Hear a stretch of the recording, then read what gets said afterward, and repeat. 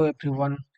आज हम लोग ब्रिटिश रूल के वक्त जो लैंड रेवेन्यू सिस्टम थे उनको डिस्कस करेंगे, जिसमें सबसे पहला हमारा परमानेंट सेटलमेंट है, फिर एतवारी सेटलमेंट है, फिर महलवारी सेटलमेंट है।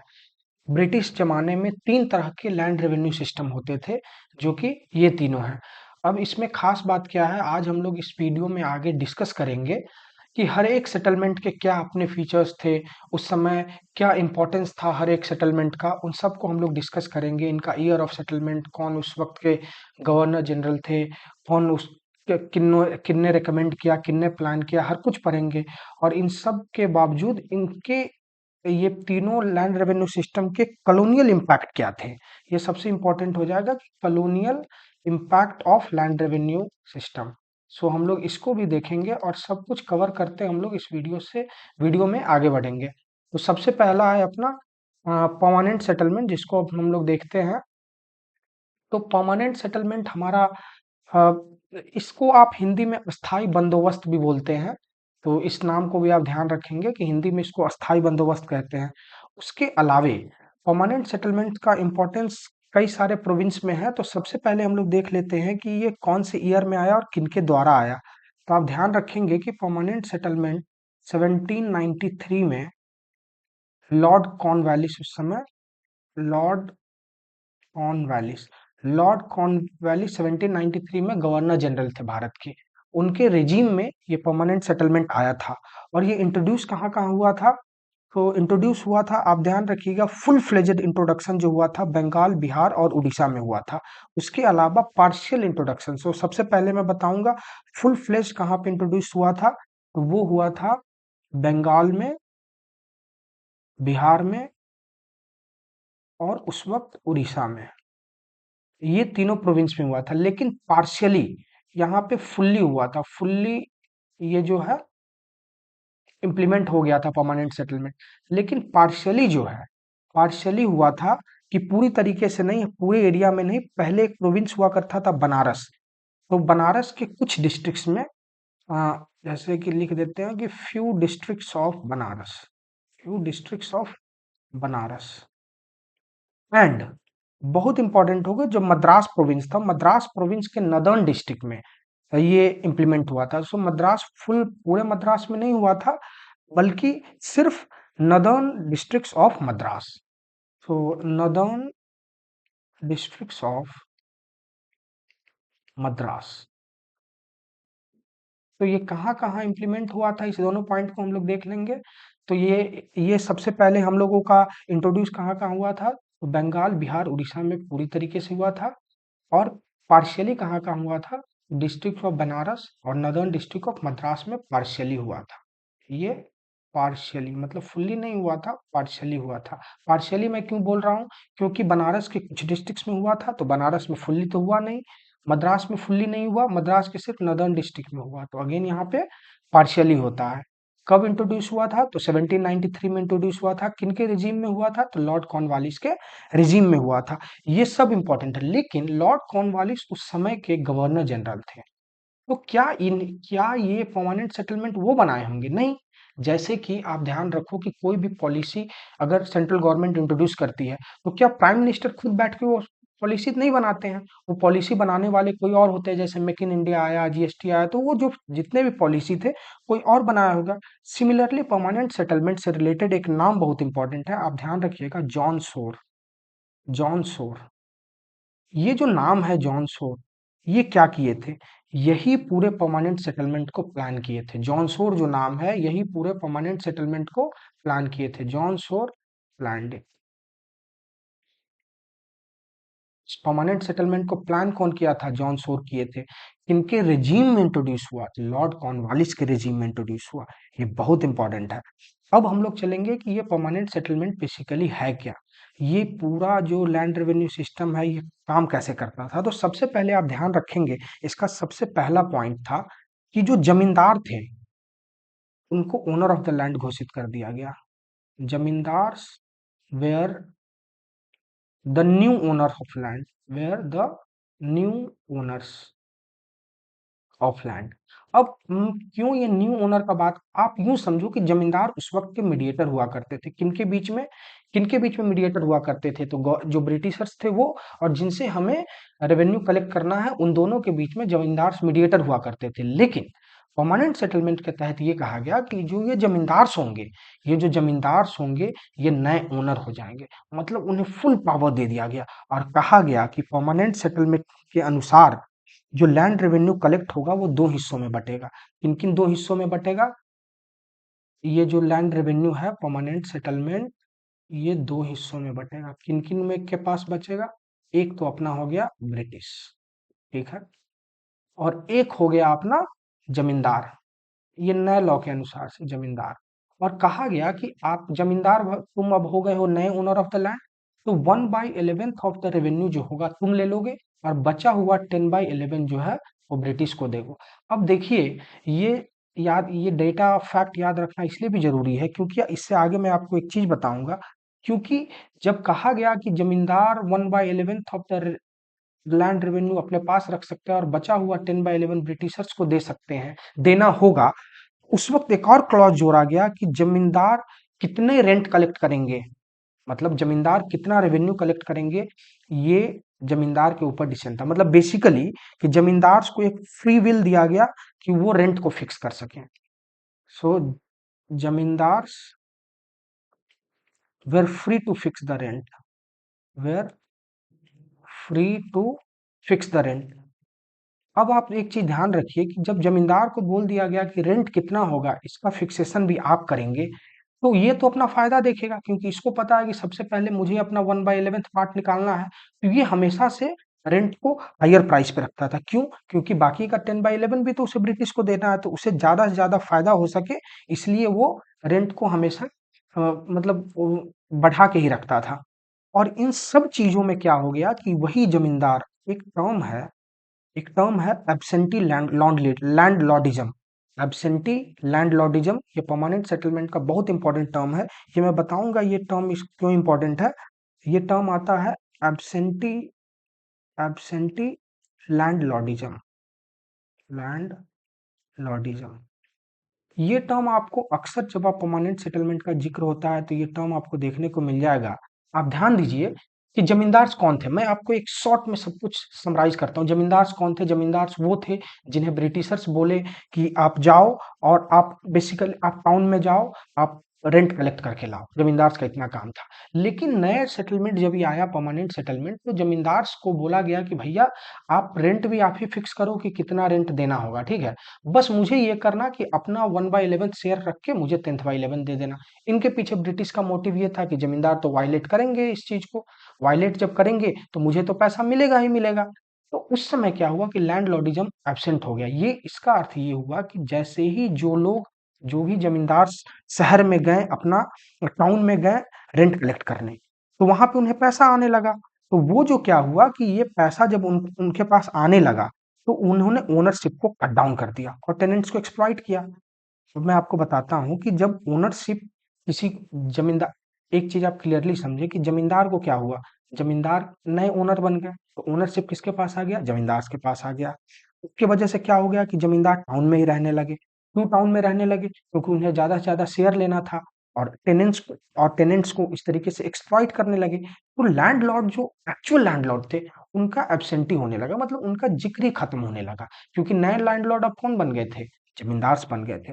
तो ये कई बार लिखा रहता है, आप अगर स्पेक्ट्रम वगैरह पढ़ेंगे तो वहां ये एक स्टेटमेंट बहुत बार आता है, लिखा रहता है सीधे साफ शब्दों में कि assured of their ownership many zamindars stayed in towns and exploited the tenants. तो ये पूरा एब्सेंटी लैंडलॉर्डिज्म का कॉन्सेप्ट है। तो इसमें इससे ज्यादा कुछ नहीं, एक बार मैं शॉर्ट में समराइज कर दे रहा हूँ कि परमानेंट सेटलमेंट 1793 में इंट्रोड्यूस हुआ था। और किनके रिजीम में इंट्रोड्यूस हुआ था? लॉर्ड कॉर्नवालिस से। लॉर्ड कॉर्नवालिस क्या थे? उस टाइम के गवर्नर जनरल थे। और ये सबसे पहले फुल्ली कहाँ कहाँ इंट्रोड्यूस हुआ था? तो ये हुआ था बंगाल में, बिहार में और उड़ीसा में, ठीक है, ऑलराइट।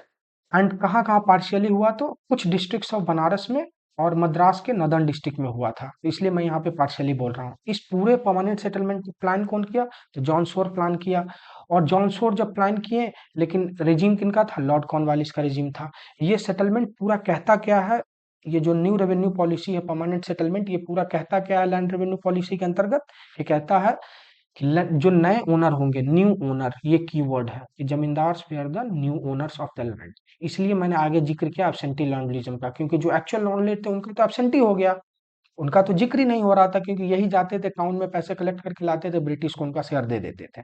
All right. और इसी सेटलमेंट के अंतर्गत ये बोला गया कि जमींदार जो है उन्हें पूरा फ्री विल है कि वो रेंट को फिक्स करे, बढ़ाए घटाए उनके ऊपर है, बट ब्रिटिश को उनका 10/11 शेयर मिलना चाहिए। All right. सो नेक्स्ट अब हम चलते हैं रोयतवारी सेटलमेंट। ये सेटलमेंट बहुत इंपॉर्टेंट है एंड थोड़ा सा कॉम्प्लेक्स भी है।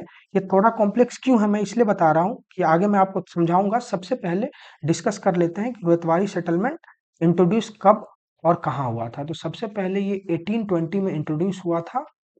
और कहाँ हुआ था? तो ये बॉम्बे एंड मद्रास में हुआ था।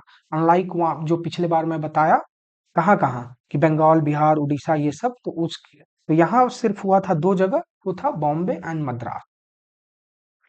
बॉम्बे एंड मद्रास। तो 1820 में बॉम्बे एंड मद्रास में इंट्रोड्यूस हुआ था।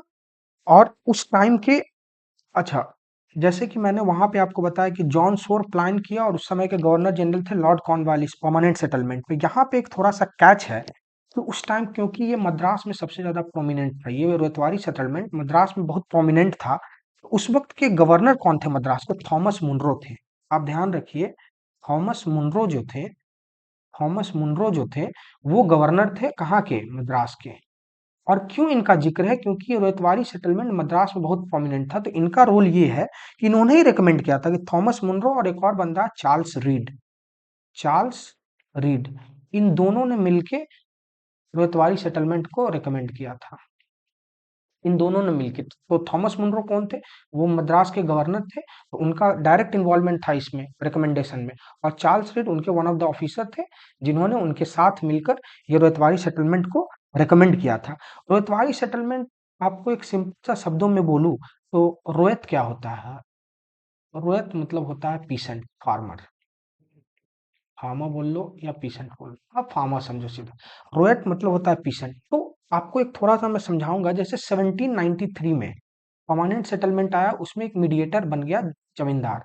तो जब इनको इनका लूप होल पता चला, ब्रिटिशर्स को पता चला कि हो सकता है कि जमींदार उस लूप होल का फायदा उठा के एक्सप्लॉइट कर रहे हैं टेनेंट्स को, तब ये 1820 में रोयतवारी सेटलमेंट आएगा और कहा गया कि ये एक direct, we don't want any mediator, ये एक डायरेक्ट सेटलमेंट होगा किनके बीच में? गवर्नमेंट और रोयट्स के बीच में। रोयट्स कौन है? फार्मर्स है, या इनको दूसरे शब्द में कल्टीवेटर्स भी बोलते हैं, कि जो फसल उगाते हैं वो रोयट्स थे। तो बोले कि भैया हमें कोई मीडिएटर नहीं चाहिए, Ryotwari settlement should be a direct settlement, it should be a direct settlement between whom? क्योंकि मीडिएटर नहीं है तो किनके बीच में डायरेक्ट सेटलमेंट होगा? एक तो अपना है ब्रिटिश, जो कि गवर्नमेंट है, ब्रिटिश गवर्नमेंट उस वक्त के जो थे उनके बीच में।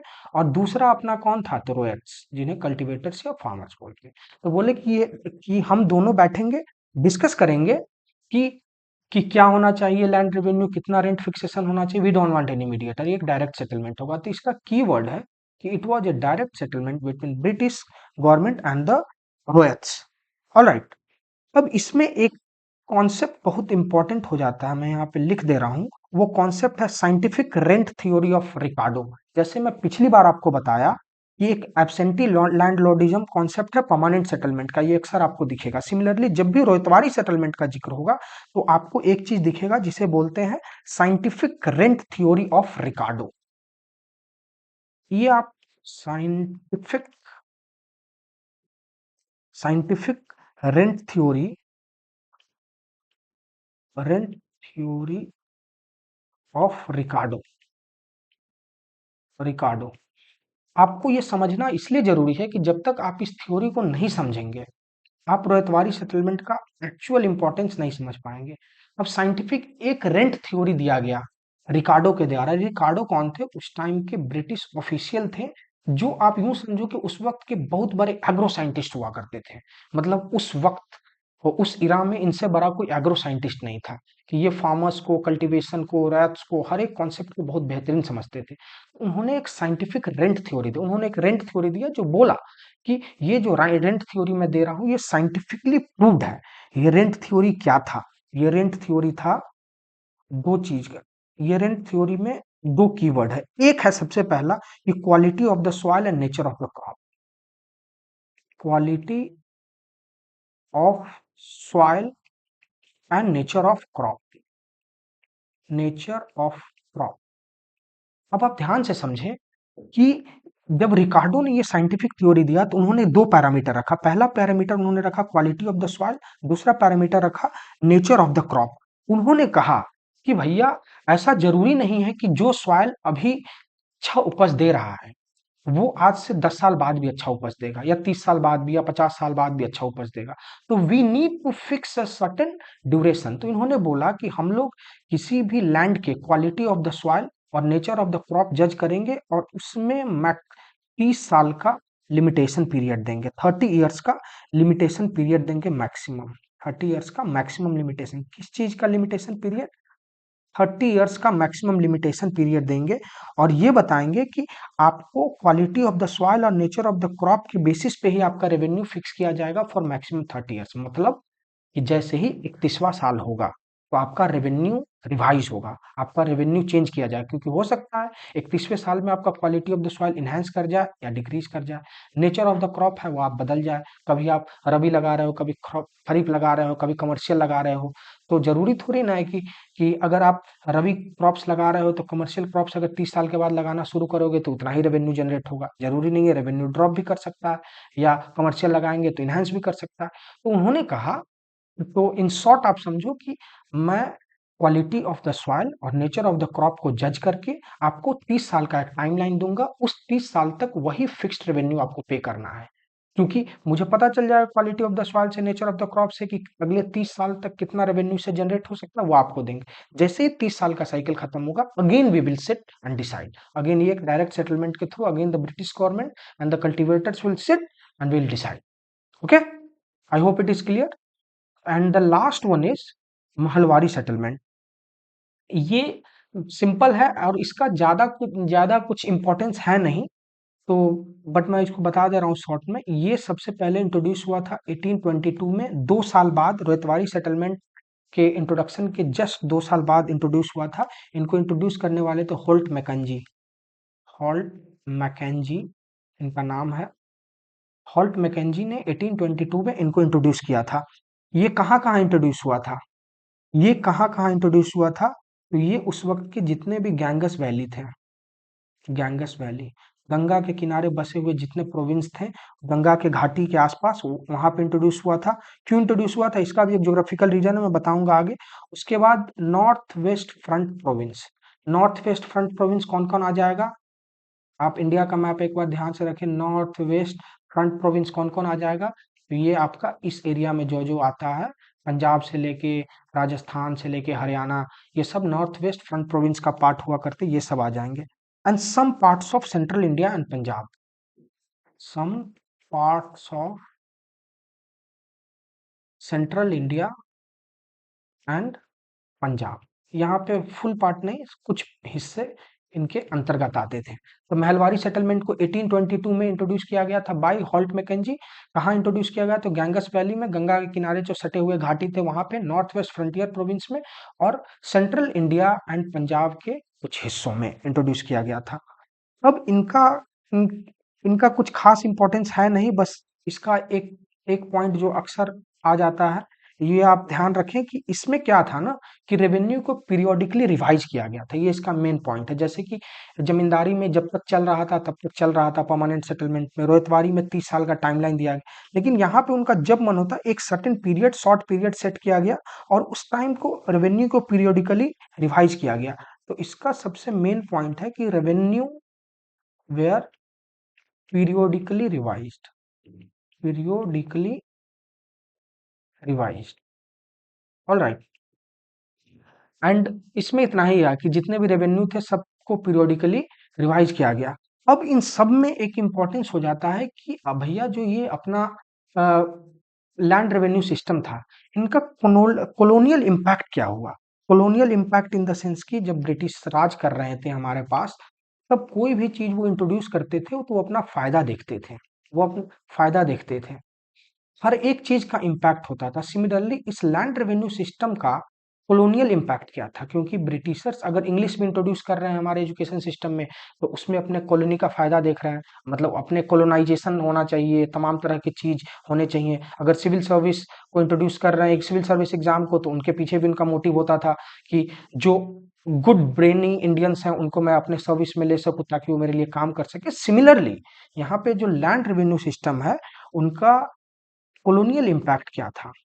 वैसे बहुत सारे कॉलोनियल इम्पैक्ट थे लैंड रेवेन्यू सिस्टम के, लेकिन मैं अगर 2 पॉइंट में आपको बताना चाहूँ, तो सबसे पहला पॉइंट ये था कि आप ध्यान देंगे कि वहाँ पे वो लोग क्या चाहते थे कि इस सेटलमेंट के तहत उनका काम था कि ज़्यादा से ज़्यादा रेवेन्यू मैं कल्टीवेटर से या टेनेंट से ले सकूँ। उस वो लोग क्या करते थे, क्योंकि उनके पास एग्रीकल्चरल लैंड के सिवा तो कुछ है नहीं, तो वो क्या करते थे कि जितने भी कैश क्रॉप थे, वो अक्सर उन लोगों को कमर्शियल क्रॉप ग्रो करने पे मतलब जित अगर मान लो मैं उदाहरण दूँ रोहितवाड़ी सेटलमेंट का, तो वहाँ पे अगर रोहित्स को ब्रिटिशर्स ने बोल दिया आपको सर्टेन अमाउंट्स पे करना है, तो उनके पास क्या चारा है एक्सेप्ट कि वो कमर्शियल क्रॉप ग्रो करे, जैसे कि कमर्शियल क्रॉप इंडिगो ग्रो करते थे, कॉटन ग्रो करते थे, उनके पास कोई ऑप्शन नहीं है। इसका इम्पैक्ट ये हुआ क्यों कि जितने भी फूड ग्रेन्स जो थे उनको महंगे प्राइस पे मिलने लगे और कैश क्रॉप जो थे उनके सस्ते प्राइस पे सेल करने लगे। तो इनका और ये क्यों हुआ? क्योंकि इनको फोर्सिबली कमर्शियल क्रॉप ग्रो करना पड़े। तो यहाँ पे लिखेंगे कि forcible growing of commercial crop, forcible growing of commercial crops led to what? अभी मैंने बताया लेड टू दो फैक्ट। पहला चीज, अगर आपको फोर्सिबली कमर्शियल क्रॉप ग्रो कराया गया, तो आपको तो खाने के लिए अब अनाज नहीं है, लेकिन कमर्शियल क्रॉप आप ग्रो कर रहे हैं। आपको सबसे पहली बात, जो क्रॉप्स आप ग्रो कर रहे हैं वो आपको सस्ता में ब्रिटिशर्स ले लेता था। तो ये जो इनको क्या, सबसे पहला कंडीशन इनको क्या करना पड़ता था, they had to sell commercial crops at low price. मतलब जो भी कैश क्रॉप था, sell cash crops at low price. मतलब आप ध्यान रखो, कैश क्रॉप इन लोगों ने अपने खेत में उपजाया और इनको कम दाम में बेचना पड़ता था, किनको, ब्रिटिशर्स को। लेकिन खाने के लिए जो फूड ग्रेन्स होते थे, इनको खरीदना पड़ता था कहाँ से, हायर प्राइस पे। They had to sell cash crop at low price and they had to buy food grains food grains at higher price, at high prices. ये इसका सबसे